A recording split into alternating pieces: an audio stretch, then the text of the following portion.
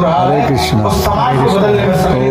तो इस ब्लॉग में आप भगवान श्री कृष्ण का जन्म से संबंधित प्रसंग सुनोगे और भगवान श्री कृष्ण का जन्म का उत्सव देखोगे। और हम नए नए ब्लॉग आपको दिखाते रहते हैं, क्योंकि इंजीनियर विवेक शर्मा तो कभी कभी मेरे पास होते हैं, अकेले ही जाता हूँ। तो आज का ब्लॉग भी आपको अच्छा लगने वाला है, क्योंकि आज भगवान श्री कृष्ण का जन्म वाला प्रसंग जो है और छोटे से बाल कृष्ण के आपको दर्शन होंगे। और बने रहो हमारे इस ब्लॉग के साथ। हरे कृष्ण। जैसे मारने के लिए आगे बढ़ा, आप लोग भी थोड़ी देर स्वागत कर लो, फिर आनंद लेंगे। शरणागतम कृष्णा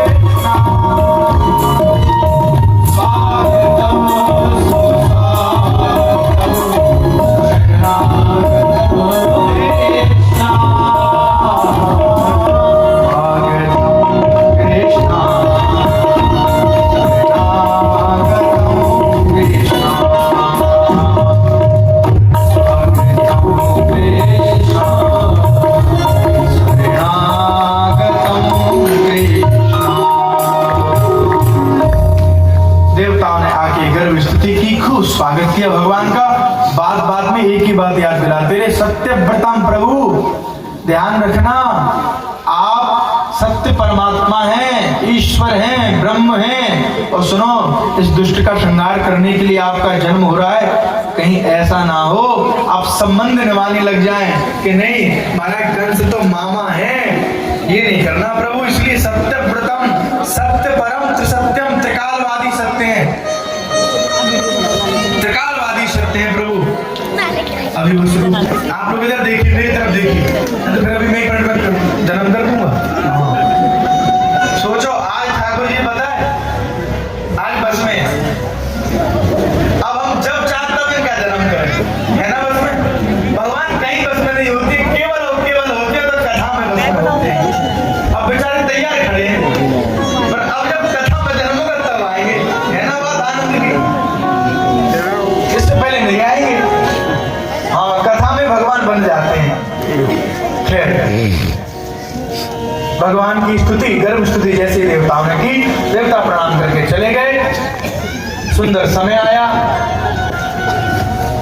उसी समय योग माया को बुलाया और योग माया से क्या कहा भगवान ने, देवी एक काम करना, मेरा जन्म तो यहाँ होगा और मैं जन्म लेके जाऊंगा गोकुल, और तुम कन्या के रूप में हो जाना, और जब वसुदेव जी मुझे वहां पौड़ा कर आएंगे और वहां से तुमको लेकर आएंगे और फिर कंस तुमको पकड़ेगा।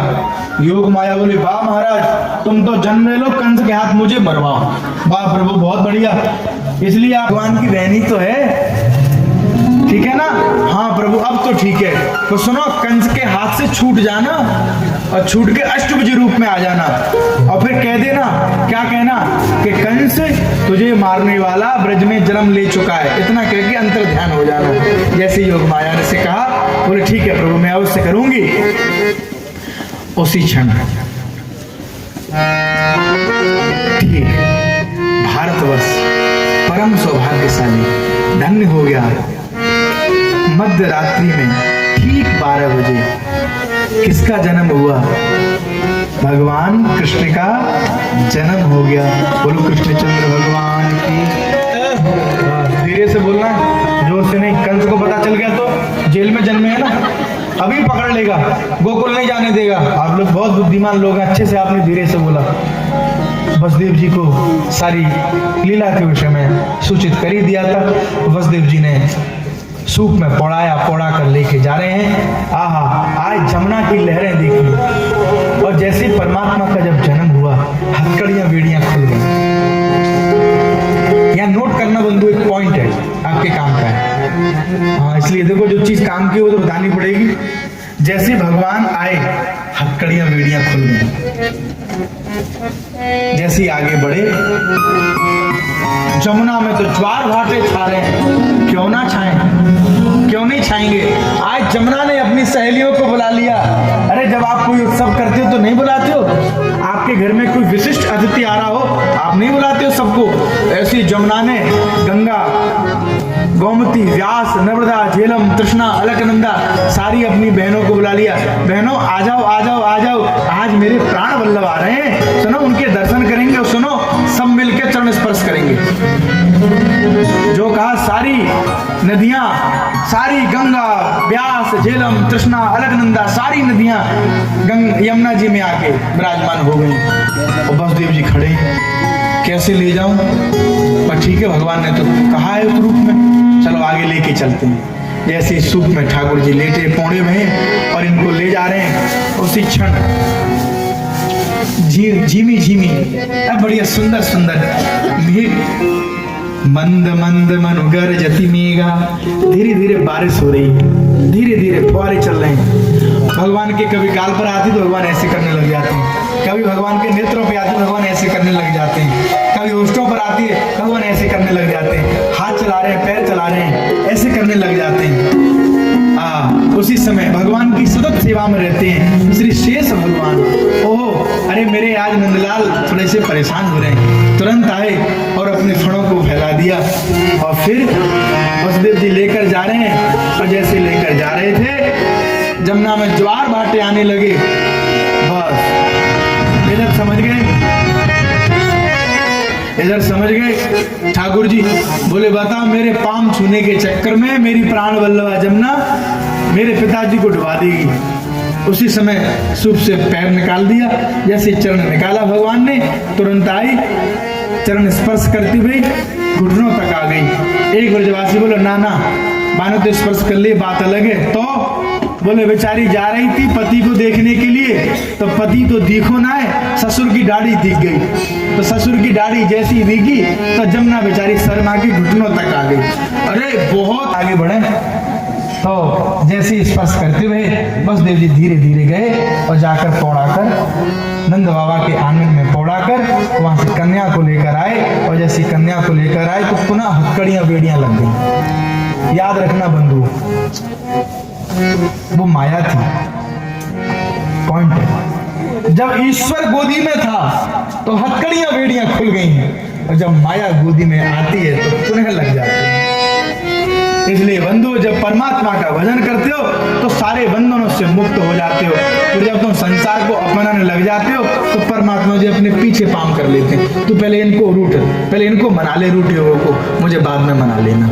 इसलिए सतत याद रखना, अस्तु ये तो भगवान की लीला है। जैसे ही कंस को पता चला, आवाज आई, बोले ठीक है 7वां गर्भ तो इसका नष्ट हो गया था, 8वां हुआ है, कोई बात नहीं। लेकिन वो कैसे पता कि वो तो भगवान की माया ने सीधा वहां रोहिणी जी के गर्भ में भेज दिए। कंस को पता चला, जैसे ही गया, बोले क्या लड़की कन्या हुई है? बोले हाँ कन्या हुई है। अच्छा, पर नारद जी की बात याद आई कि कोई पता नहीं है, छलिया का, नारायण का कुछ भी कर सकता है ये।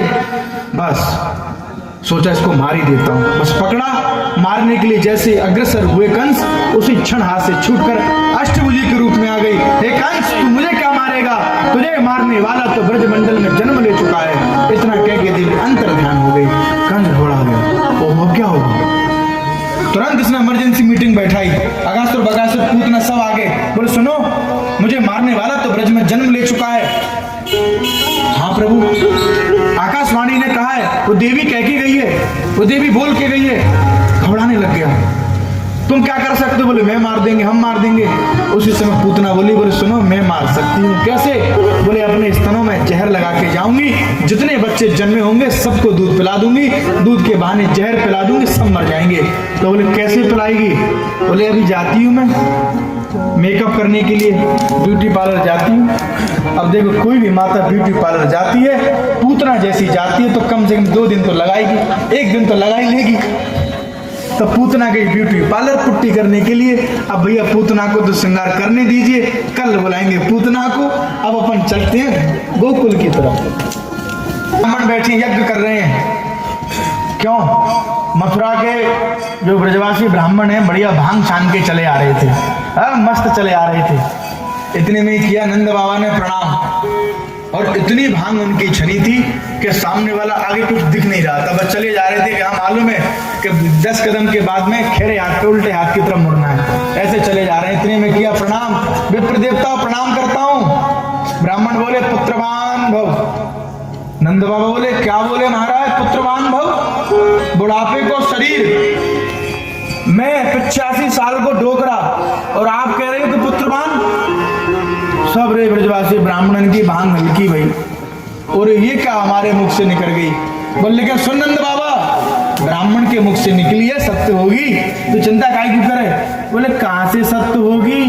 मैं बूढ़ो, वो घरवारी मेरी बूढ़ी डोकरी, कहां से क्या? अरे बोले हम बैठे हैं, वेद मंत्रण में सामर्थ्य तो बेटा देंगे हम। बाकी लिए क्या करोगे? अरे बोले बाकी लिए संतान गोपाल मंत्र को पाठ करेंगे, जाप करेंगे। ठीक है महाराज, करो। क्या करोगे? पूजन की सामग्री की लिस्ट दो, अभी दे रहे हैं। एक ब्रजवासी ने कहा सुन बाबा, तेरे घर में जितनो दूध होवे, घी होवे, दही होवे, सब हम ब्राह्मण को भेज दे। और सुन, एक बड़ी सिल, पत्थर की बड़ी सिल बनवा, और बढ़िया केसरिया पत्ती भांग मंगवा, ये पूजन की सामग्री। नंद बाबा बोले बाबरे पूजन की सामग्री है? बोले हाँ हमारी पूजन की सामग्री है, लेके आ। और बढ़िया सब ब्रजवासी बढ़िया भांग छानने, अब बढ़िया माल खा रहे हैं। एक दिन बैठे बैठे बेचारा आया, बोले क्यों जी? जब नंद बाबा को माल पाते पाते बड़े दिन हैगे, जाके छुड़ा ना वो अभी तक। हाँ, सब दौड़े दौड़े यमुना के पास गए। यमुना के समीप जाके खड़े होकर रुदन करने लग गए। कहा यमुने, हे श्याम सुंदर यमुने, हे पटरानी, एक काम कर, बादिन हमने न जाने कौन सी मदमस्ती में अपने आनंद से चले आ रहे थे। जैसे नंद बाबा ने प्रणाम किया, हमारे तो मुख से आशीर्वाद ही निकसो। और अब देखो ब्रज की कथा तो ब्रज भाषा में होगी, हैं? आप बड़ी को आनंद लियो। बोले क्या के यमुना, हमारे मोड़ों से निकसी, आशीर्वाद तो भैया हमने बापू दे दियो। अब कछु कर, इन्हें हमारे अश्रु ने ले जा और समुद्र को दे देना, और समुद्र बादलों को दे देना, और बादल वहां से वैकुंठ नाथ को सौंप देना। और ब्राह्मणों ने उस अश्रुओं में अपना संदेश लिख दिया, प्रभु आप सदैव ब्राह्मणों की बाकी की रक्षा करते हैं, तो सुनो प्रभु, बाकी अब बेटा अवश्य हो जाए। जैसे ब्राह्मणों के अश्रुओं का पत्र जैसे भगवान ने पढ़ा, नारायण भगवान ने, उसी क्षण कह दिया ब्रजवासी चिंता मत करो, बाकी मैं काऊ भेजंग मुनि में स्वयं आऊंगा। मैं स्वयं आऊंगा उनके यहाँ। जैसे ही कहा, सुंदर दिन आ गया। अब मैया बोले बाबा लगे मेरे पेट में कछू तो है। अच्छा, पास बैठे दोनों। बोले मोकू रात्रि में एक स्वप्न आया। क्या स्वप्न आया? बोले मैंने क्या देखा कि तेरी गोदी में एक बड़ी मधुर सी किलकारी उत्पन्न हो रही है और बड़ा सुंदर उसका रूप है, उसका लावण्य है, बड़े अच्छे अच्छे नन्हे से उसके चरण है, पाम चलाता है, कभी हाथ चला रहा है। ऐसा मैंने स्वप्न में देखा सौभाग्यशालिनी। इतनी में ही जसोदा मैया बोले बाबा यह स्वप्न को समय का हो। बोले नंदरानी ये स्वप्न सुबह 4 बजे को है। बाई खन में उठ गयो स्वप्न के मैंने छवि के दर्शन किए। बाई समय नंदरानी बोली कि यही घड़ी पे यही छवि और ऐसा ही रूप मैंने भी स्वप्न में देखो। प्रसन्न हो गए। आहा, अब तो नंद बाबा के कहने क्या है, फूलो ना समाये नंद बाबा, अरे मूचन पे हाथ मारे बढ़िया ताव। बोले कोई बात नहीं, या बुढ़ापे में भी मेरे यहाँ छोरा होएगा। ये बात पक्की है क्योंकि मैंने स्वप्न में देख लियो। ब्राह्मणन के पास जाके कह रहे ब्राह्मण देव तुम्हारो आशीर्वाद फल लो। ब्राह्मण बोले सुन बाबा फल लो तो एक मंत्र को जाप कर। कौन सा मंत्र? बढ़िया संतान गोपाल को मंत्र दियो बाबा को। बाबा माला फेर रहे हैं, दौड़े दौड़े गए अपनी बहन सुनंदा को लेकर आए। क्यों? क्योंकि अब नंदरानी काम तो करना पाएगी तो घर के काम कौन करेगी। और जैसी खबर लगी सुनंदा को, सुनंदा दौड़ी चली आई और सुनंदा के मन में ये बड़ी इच्छा आई। कौन सी? कि अगर मेरी भाभी के यहाँ छोरा होवे तो जो भाभी 9 लाख का हार पहने ना बाई मांगूंगी मैं। बात ऐसी होती है, नंद मांगती हैं और देना भी चाहिए है, उनकी आशीर्वाद लगते हैं, दोनों चाहिए। देखो भैया नंद का अर्थ क्या है? जो सदैव आनंद करता हो।